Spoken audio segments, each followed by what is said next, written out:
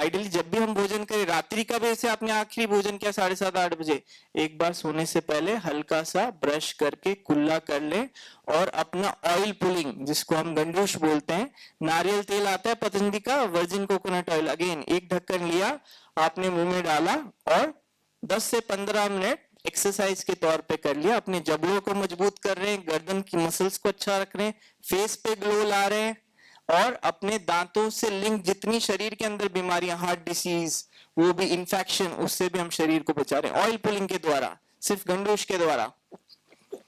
10 से 15 मिनट किया, फिर आपने उसको कुल्ला करके थूक दिया। और सिंपल फॉर्म में आपने जैसे नारियल तेल लिया या तिल का तेल लिया, अब तो अपना पतंजलि का आने वाला है, पतंजलि का भी गंडूश का ही आ जाएगा ऑयल, एक डिकॉक्शन, इसमें आपने मुंह में डाला और उसको 10 से 15 मिनट मुंह में घुमाना है, अच्छे से कुल्ला करना है, फिर इसको थूक देना है। और गरारे तो आप सबको पता है, गले में जब भी प्रॉब्लम हो, गला जाम हो, बोलने के बाद कफ ज्यादा हो, है ना, गले में कई बार चिकनाई जमा हो, तो अपना जो पूज्य स्वामी जी के मार्गदर्शन में हमने इसको कई सारे लोगों पे, हमने खुद अपने पे ट्राई किया, अमेजिंग है। आपको कुछ और लेने की कोई इतनी दवाओं की भी आवश्यकता नहीं है, सिर्फ आपने जैसे अपना एलोवेरा का जूस लिया, उसको गर्म किया थोड़ा पानी मिक्स करके, इसमें आपने हल्दी पाउडर डाला, सेंधा नमक डाला, है ना, और अमरूद के पत्ते इसमें अपने उबाले, तो एलोवेरा जेल, अमरूद के पत्ते, हल्दी, सेंधा नमक, इसको आपने अच्छे से छान करके और इससे आपने गरारे किए 5 से 10 मिनट, 15 मिनट, और थोड़ी थोड़ी देर में किए जिसको ज्यादा आवश्यकता हो। सिर्फ अपन ने ये किया, और जैसे यज्ञ की धूमी है या स्टीम है अपनी दिव्य धारा वाली, उसको थोड़ा ओरली भी ले लिया। धूमपान रहता है ना, धूमपान का भी मैं कॉन्सेप्ट बता देता हूँ, नस्य धूमपान बहुत अच्छी प्रक्रिया है, पंचकर्म में एक है। तो आपने जैसे बादाम रोगन तेल या नारियल तेल या सरसों का तेल लिया, पूरी अच्छी तरह से फेस पे क्लॉकवाइज मसाज करी, फिर आपने थोड़ा सा स्टीम लिया, स्टीम से अपने साइनसेस खुल गए वापस, फिर आपने 2-2, 4-4 बूंद जैसे अपना अणु, शतबिंदु और सबसे स्ट्रॉन्ग ज्योतिषमती या फिर सिंपल अपना है सरसों का तेल, नाक में डाला, 4-4 बूंद खींच लिया, और उसके बाद थोड़ा सा और स्टीम ले लिया, सॉफ्ट हो गया सारा म्यूकस। अब आपने ये हल्दी, सेंधा नमक, एलोवेरा जूस और अपना अमरूद के पत्ते, इस पानी से आपने गरारे किए, तो यहाँ जमा हुआ कफ और गले में जमा हुआ कफ और लंग्स से निकलता हुआ कफ, सारा आपका म्यूकस निकलेगा एकदम, जो म्यूकस है ना, पूरा आपका क्लेंजिंग हो जाएगी इससे, नेचुरल तरीके से, इसमें कोई वो नहीं है। तो इसलिए खांसी, जुकाम, गला खराब, कॉमन चीजों में तो हमें औषधियों की भी आवश्यकता नहीं है, योग और अपन सिंपल यज्ञ और अपन सिंपल घर की कुछ सिंपल अपनी देसी इसके द्वारा भी हम बिल्कुल 100% वो कर सकते हैं ठीक, उसको 100%, है ना। पर इसके लिए हम क्या लेते हैं, नॉर्मल खांसी जुकाम गला खराब भी हो गया तो एंटीबायोटिक्स 3 दिन, अजिथ्रोमाइसिन और एंटी एलर्जिक सेट्रिजिन, एलेग्रा, आवश्यकता उतनी नहीं है अगर आपको ये आता है तो। इसलिए वेलनेस में ये सारी चीज सीखना बहुत आवश्यकता है हर व्यक्ति के लिए, ठीक है। तो हम ये अपनी क्रियास का हमारा हो गया, आपको गट क्लेंजिंग का समझ गए, आप ये समझ गए। सुबह का जो योग है, योग के बाद अपनी होती है मिट्टी पट्टी, उससे पहले हम देते हैं काढ़ा। तो काढ़ा हमारी एक्चुअल चाय है, जो आपको कल्चर अगर चेंज करना है हमें समाज में, आप सबको खुद के घर में और अपने समाज में, हम रोग से मुक्त समाज भारतवर्ष का निर्माण करना चाहते हैं, तो उसके लिए सबसे आवश्यक है सुबह की ये चाय की जगह हम अपना दिव्य पेय ले सकते हैं पतंजलि की, बिना दूध की या थोड़ा दूध डाल के भी, या फिर अपना काढ़ा जैसे नॉर्मल क्लेंजिंग के हम देते हैं सर्वकल्प, कायाकल्प, क्वाथ, वैसे जिसको बीपी है, कोलेस्ट्रॉल है, हार्ट की प्रॉब्लम है, अर्जुन दालचीनी का काढ़ा। इसी तरह से जिसको डायबिटीज है, एंटी डायबिटिक, उसमें है गिलोय, कालमेघ, कुटकी, चिरायता और विजयसार, इसका काढ़ा देते हैं। तो डिसीज के अनुसार, व्यक्ति के अनुसार, एसिडिटी हो तो एंटी गैस्ट्रिक क्वाथ, जिसमें हींग, अजवाइन, जीरा, ये सारा है। तो इस तरह से अपने पास लगभग मान के चले अपने 40 से 50 तरह के डिफरेंट काढ़े हैं। काढ़ा कुछ नहीं है, नेचुरल टी। कोल्ड हो जाए तो अपन एंटी कोल्ड काढ़ा देते हैं, इसमें सारे गर्म पदार्थ है, लौंग, दालचीनी, मुलेठी, काली मिर्च, है ना, और एकदम, तो ये इमीडिएट इफेक्ट करता है। ये सारी की रेसिपी मैं आपको दे दूंगा, उसकी आप रेसिपी की अभी मत आप मन में रखो। आप अभी गूगल पे डालेंगे ना पतंजलि वेलनेस रेसिपी, अभी आप लिख लो बस पतंजलि वेलनेस RECEIPE, ये आप गूगल पे डालेंगे तो पहली लिंक में अपना patanjaliwellness.com/रेसिपी आ जाएगा। तो जितनी चीजें मैं भोजन के पदार्थ की बता रहा हूँ, A to Z सारी चीजें कैसे बननी है, कितनी मात्रा में क्या रखना है, वो आप सभी के पास है। पतंजलि वेलनेस रेसिपी गूगल पे डाल दें आप, जो पहली लिंक आएगी आप उसको खोलिएगा, ऊपर उसमें आप डाल सेलेक्ट भी कर सकते हैं, लिवोग्रिड्स जूस सेलेक्ट किया तो उसमें आपको उसकी मात्रा आ जाएगी, कितना भूमि वाला, कितना पुनर्नवा मकवाय, कितना कितना मात्रा में लेना है। क्लियर है? तो इसकी हाँ, इसमें भी है उपचार पद्धति में, पर इससे ज्यादा जो ऐड होती जाती है गुरुदेव के मार्गदर्शन में, हमने जैसे स्वास्थ्य शरीर जूस है, जो नई नई चीजें हम एक्सपेरिमेंट के द्वारा, रिसर्च के द्वारा उसको हम ऑब्टेन करते हैं कि हाँ ये इफेक्टिव है, तो वो हम वेबसाइट पे ऐड भी करते जाते हैं, और इसके भी नए नए संस्करण बनते जा रहे हैं उपचार पद्धति के, अभी आपको लेटेस्ट मिली है। तो ये अपना हो गया सुबह का। इसके बाद षटकर्म तो हो गए। इसके बाद ब्रेकफास्ट में आइडियली क्या लेना चाहिए? नाश्ते में फर्स्ट मील होती है, उसमें आपको आइडियली फलाहार,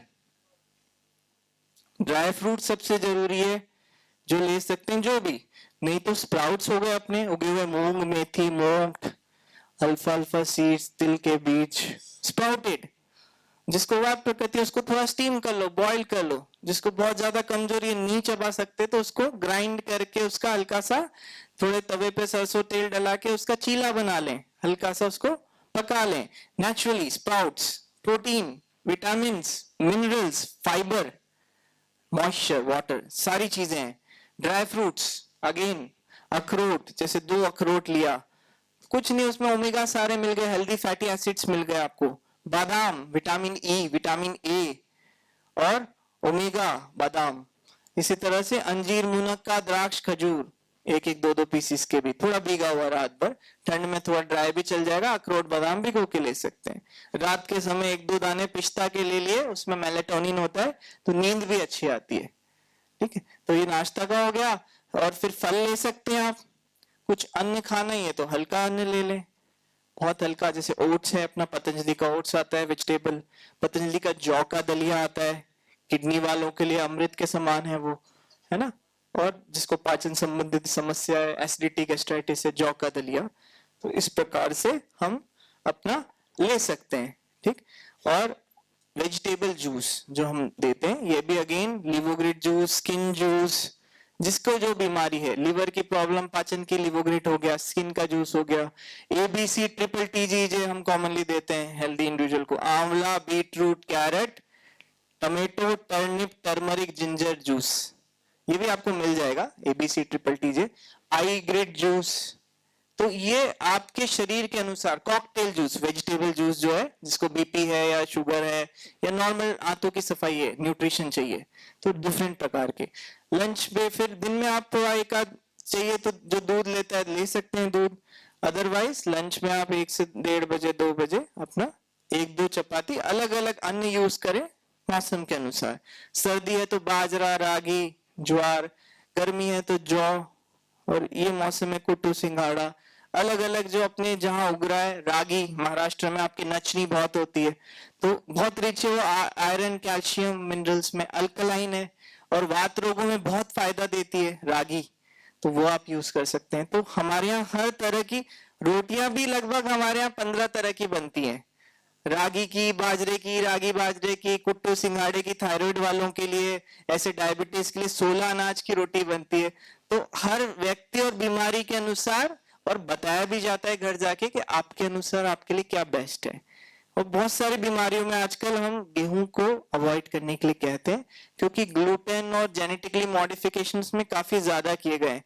तो बहुत ज्यादा सिर्फ गेहूं पे या चावल पे डिपेंडेंट रहना भी आज के जमाने के लिए आइडियल नहीं है। ज्यादा करके हम मिलेट्स भी हम उसमें डाइट में इंक्लूड कर सकते हैं। ठीक, लंच आपने लिया, दही छाछ लिया, उसमें आपने पचाने के लिए जो ले सकते हैं, सलाद लिया, फिर शाम को हल्का सा शाम को जल्दी खा ले तो बेस्ट है, 5-6 बजे अगर आपका डिनर हो जाए तो आपका इंटरमिटेंट फास्टिंग हो जाएगी। रात में आप सूप, उबली हुई सब्जी ले सकते हैं, या फिर एक फल पपीता ले सकते हैं 7:30-8 बजे तक, उसमें कोई नुकसान नहीं है, पपीता की वार्म प्रकृति है तो वो आप लिया जा सकता है। और रात में सोने से पहले 1 कप दूध, जिसको थोड़ी कमजोरी या वजन कम है, नहीं तो आप अपना कोई भी पेय, पंचामृत का पेय, पित्थर का पेय या मेधा पेय, जिसको नींद की एंजाइटी की, नींद नहीं आने की प्रॉब्लम है, तो वो पेय आप अपनी प्रवृत्ति अनुसार ले सकते हैं। मोस्ट इंपॉर्टेंट इन सब में जो प्राकृतिक चिकित्सा में, वेलनेस में, जिससे बीमारियां ठीक हो रही है, क्योर हो रही हैं, वो है अपनी उपवास चिकित्सा। Most above all important is fasting therapy, therapeutic fasting. जो व्यक्ति घर पे भी नहीं कर पाता वो यहाँ पे आके सीखता है। जैसे मैंने आपको अजादुग्ध कल्प बताया लीवर के लिए, वैसे ही हम anti cancer juice, cancer patient है, थोड़ा वजन भी ज्यादा है, तो व्यक्ति को हम anti cancer juice, anti cancer paste पे रख रहे हैं कई दिनों तक। और न्यूट्रिशन की कोई डेफिशिएंसी नहीं हो रही है, विटामिन मिनरल सब मिल रहे हैं, फैट उसके जमा है, और कुछ अगर सप्लीमेंट देना होता है, पतंजलि का अपना आइसोवेदा वे प्रोटीन आता है, पतंजलि का वेट गेन प्रोटीन आता है, वेट लॉस का भी अपना पाउडर आता है, स्लिम फिट करके न्यूट्रेला का। तो कुछ सप्लीमेंट चाहिए रहते हैं तो हम उसके अकॉर्डिंग साथ में उनको एडवाइस कर देते हैं।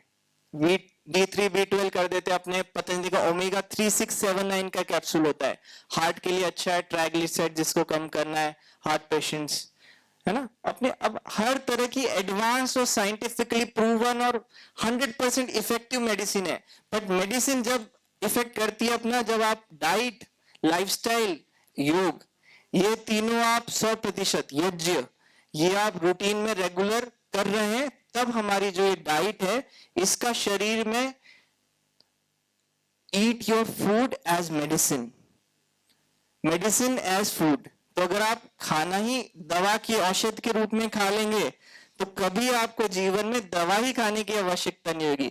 उपवास भी अगर आप हफ्ते में 1 बार या मिनिमल एकादशी भी आप उपवास रख लेंगे, महीने में 2 बार, नवरात्रि भी रख लेंगे साल में 2 बार, है ना, तो आपकी बॉडी, उससे भी आपका इम्यून सिस्टम अच्छा रहेगा, बॉडी डिटॉक्स रहेगी।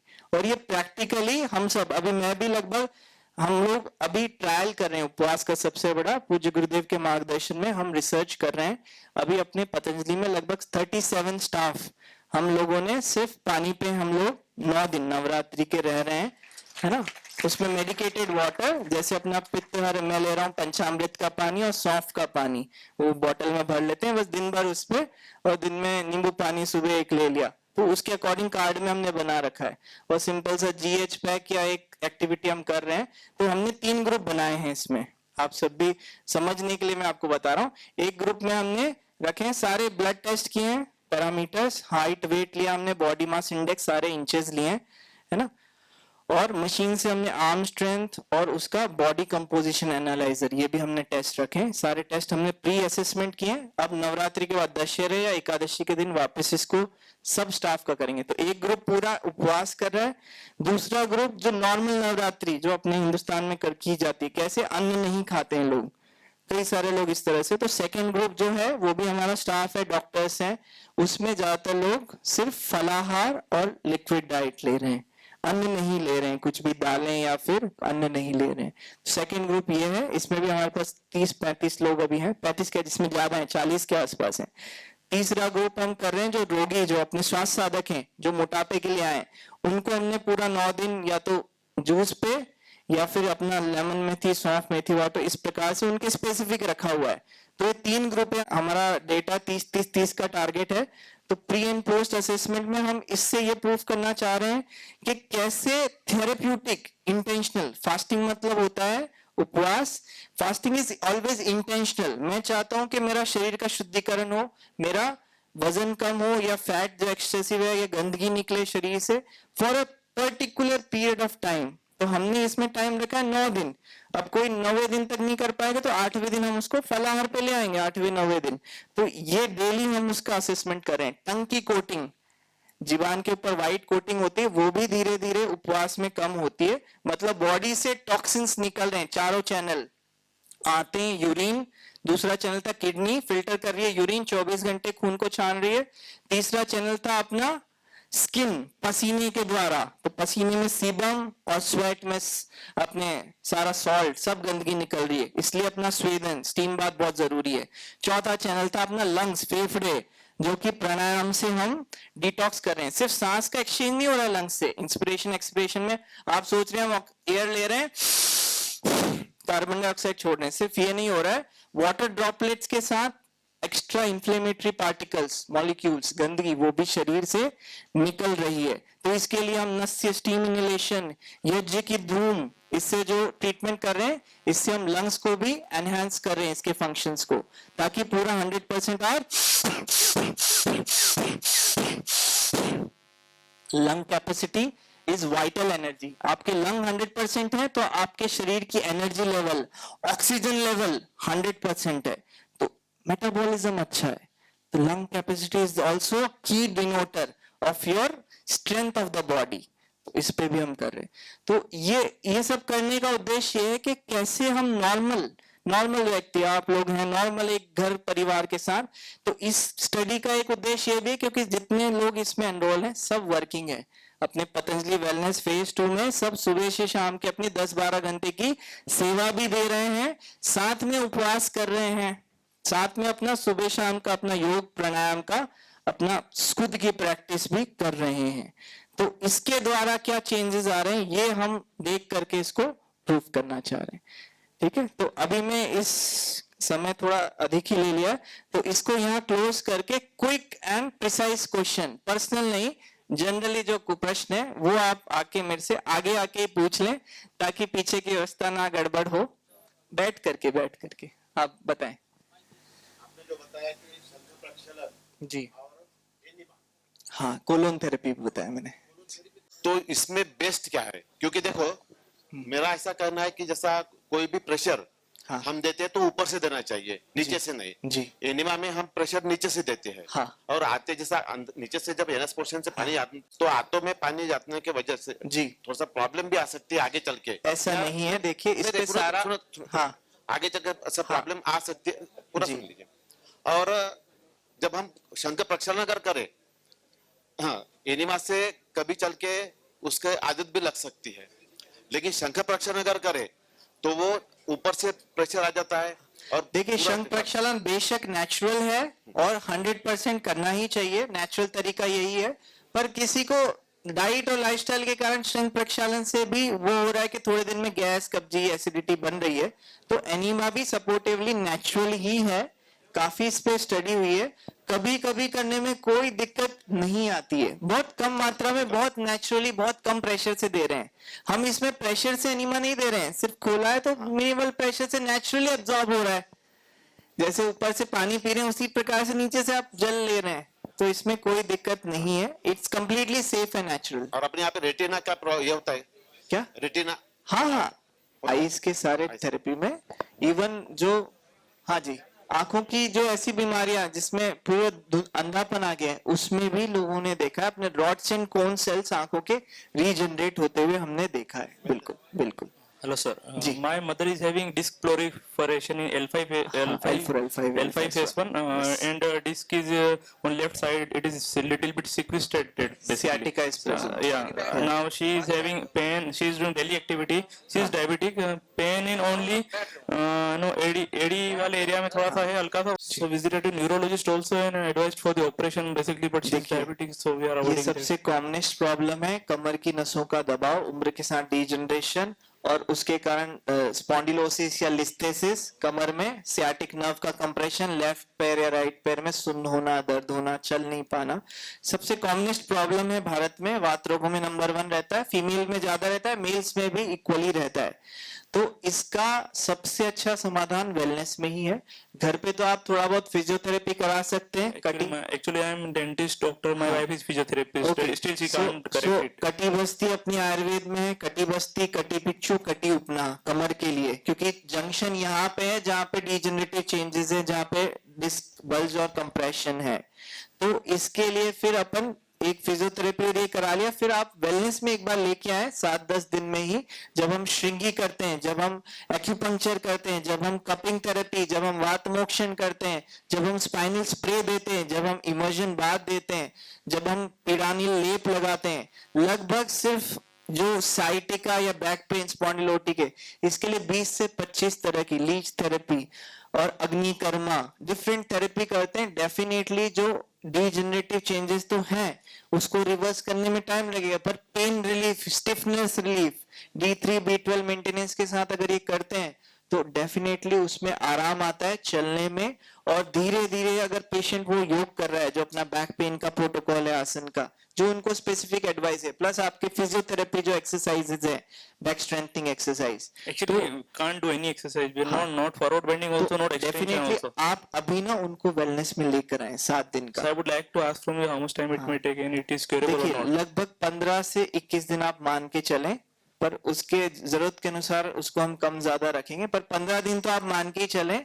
और डेफिनेटली एक बार पेन रिलीफ आया, मूवमेंट जब बेटर हुए, उसके बाद तो फिर रिलीफ होना स्टार्ट हो ही जाता Will है। you get any MRI changes in your case? Definitely, we And how have much seen time it will changes in MRI, in lumbar spondylosis with severe sciatica and relief in the symptoms, plus reversal in the disc bulge and compression. We have seen them properly. How in much the time it MRI. may take actually? It will take some time according to patient body mass index and all the lifestyle, but still we can expect in 6 months we can see the changes in the MRI. Okay, okay. Definitely. हाँ. जो abnormal बच्चे होते हैं जिनको fits आते हैं बचपन से ही Epilepsy. और जिनका डिले डेवलपमेंट होता है जी। उनके विषय में थोड़ा सा अगर जानकारी देंगे तो थोड़ा सा better बिल्कुल, इसमें बहुत आराम आता है। अपने यहाँ कई बच्चे आए जिनको एपिलेप्सी अटैक आते थे और वो एप्टॉइन या कई सारी एलोपैथी मेडिसिन पर रेगुलर थे, और अब वो बिना दवा के हैं और उनको फिट्स आना बंद हो गया है और बिल्कुल नॉर्मल हेल्दी लाइफस्टाइल जी रहे हैं। अब वो 18-20 साल के हो गए regular.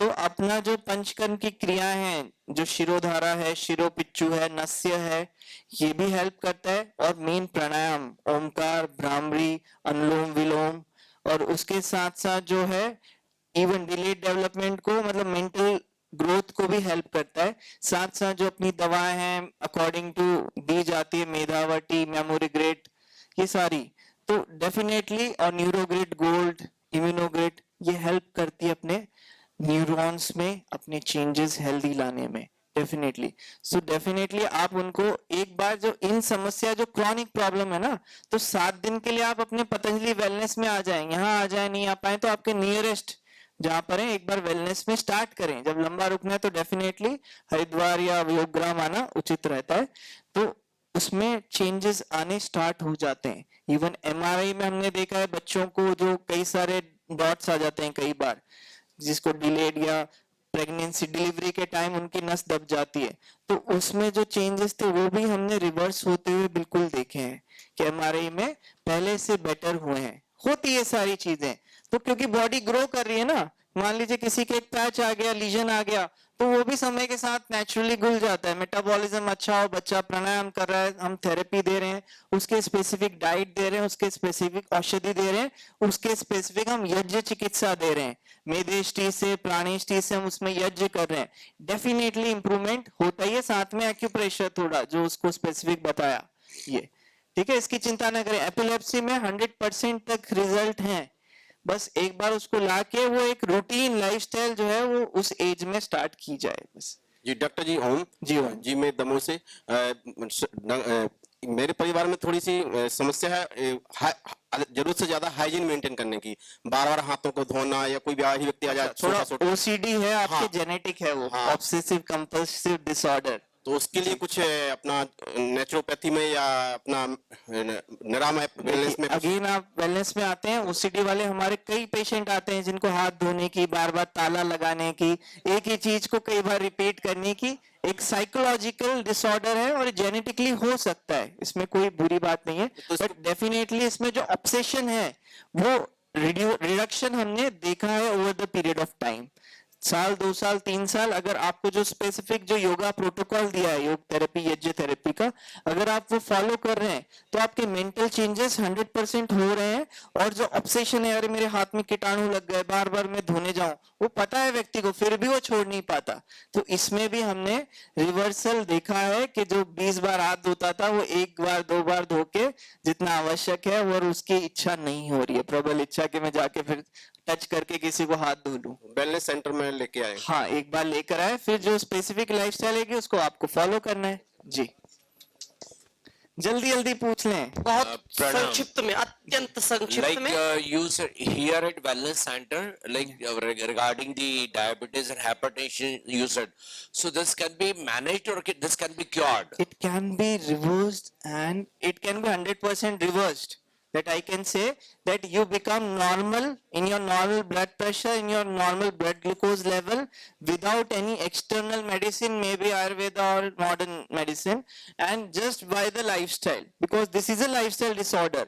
Once your lifestyle is in order, your BMI, BMR is in order, you are doing proper pranayam as medicatedly advised to you, then it is 100% normal throughout the year. This is for- Whenever sometime due to stress, if at all, if any hypertensive gets excessive blood Supposing pressure, the patient is here at a wellness center, so maybe 15 days, 20 days, 30 after days, that prolonged, sugar is controlled. Yes. Right. So do we have the data of the patient Yes. left this place? Then That after is the main data for what we 6 have. months, 3 months, Definitely, year, we have, 2 we years? have. मेरा प्रश्न personally नहीं है, सबके लिए है कि सूत्र नीति, जल नीति, ये हम कितने दिन में कर सकते हैं एक बार? देखिए, जल नीति तो आप रेगुलर कर सकते हैं, रोज 1-2 कर दिन सकते छोड़ हैं, रोज के, कर सकते है ना, हैं, अच्छा। रोज भी कर लें तो कोई नुकसान नहीं है। पोस्ट वाला जो मैंने बताया वो इम्पोर्टेंट जी। है ना। अच्छा, सूत्र नीति भी हफ्ते में एक बार या 10-15 दिन में एक बार, या जब आपको नाक थोड़ा सा एलर्जी या इन्फ्लेमेशन लग रहा है, ब्लॉकेज लग रहा है, तब आप सूत्र नीति भी कर सकते हैं। ठीक है, कुंजल भी आइडियली मैंने आपको बताया 10-15 दिन में एक बार तो कर कुंजल लेना 10-15 चाहिए, दिन में एक बार। या हफ्ते में एक बार भी कर सकते हैं। अगर पित्त प्रकृति है, बार बार आपको दिक्कत, बहुत ज्यादा चीजें करने से भी दिक्कत हो सकती है। अगर कुंजल हम रोज ही कर रहे हैं तो हाइटस हर्निया होने का चांस है, स्टमक का पार्ट निकल के डायफ्राम के ऊपर आ जाएगा। तो ऐसा एक्सर्शनली नहीं, हर चीज स्पेसिफिक और मिनिमल इंटरवेंशन जो हेल्दी रह सके। जी, I reverse my diabetes and BP all through Ayurveda and naturopathy, हाँ, and I'm keeping well. okay. And You reverse no? totally, You are non-diabetic and non-hypertensive now, Yeah. and that too without any medicine. no medicine for last 5 years. Not even see example तो आपके सामने ही है, हम ढूंढ रहे थे doctor साहब भी, आप देखिए सामने एग्जाम्पल है। Well, I worked for allopathy for 40 years in a quality assurance department, but now I'm a follower of Ayurvedic and naturopathy. Okay, all the best. Questions? Thank you. I have a grandchild, very low weight and poor at appetite. What do you suggest on a naturopathy? देखिए, बच्चों को तो हम ना गरम ठंडा सेक है छोटा सा, और डाइट में थोड़ा सा जैसे मूंग की दाल की खिचड़ी, हाँ, वो सिंपल ठीक है। सिंपल चीज, और अपनी बहुत सिंपल औषधि जैसे हम गिलोय का पेय पिला सकते हैं, बिल्कुल सिंपल, वो इम्यूनिटी भी एनहांस करता है। और जैसे पंचामृत का पानी है, सौंफ, मेथी, जीरा, धनिया, अजवाइन, okay. डाइल्यूटेड, ये भी दे सकते हैं बच्चों को छोटे। तो बहुत मिनिमल इंटरवेंशन बच्चों में दिए जाते हैं, बहुत आसान सिंपल चीजें जो उनको हेल्प कर सके, उसी से बच्चों को फायदा हो जाता है, ज्यादा कुछ देने की आवश्यकता नहीं है। Okay, fine, ji. thank you.